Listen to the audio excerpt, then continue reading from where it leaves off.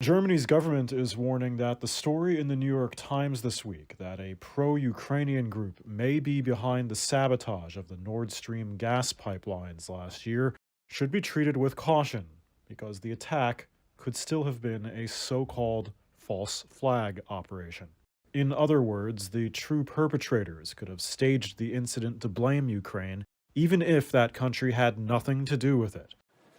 The reactions to the story from world powers highlight both the mystery of the incident and the secretive nature of their war plans.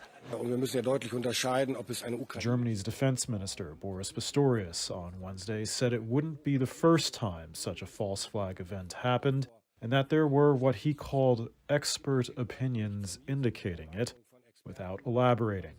He was at a summit in Stockholm, also attended by NATO's Secretary General Jens Stoltenberg Good morning. and Ukraine's defense minister, Alexei Reznikov, who called the media reports strange and that the incident had nothing to do with Ukraine's government. So what we do know, Stoltenberg said investigations are ongoing.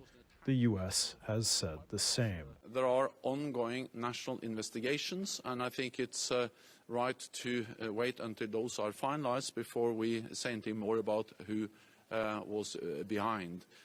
The New York Times story revolves around intelligence reportedly reviewed by U.S. officials. Reuters can't verify the claims. The Times says the intelligence reports draw no firm conclusions, but that pro-Ukraine saboteurs were likely behind it. It also said there was no evidence that Ukrainian President Zelensky or any of his top officials played a role. The possible motive, according to the Times, that destroying the pipeline would remove a potential method for Russia to get leverage over Europe through gas exports.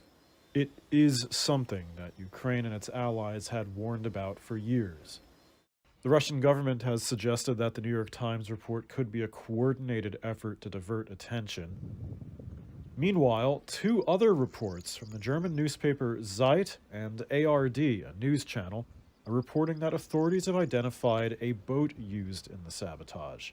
It's said to be a yacht rented by 5 men and a woman using forged passports.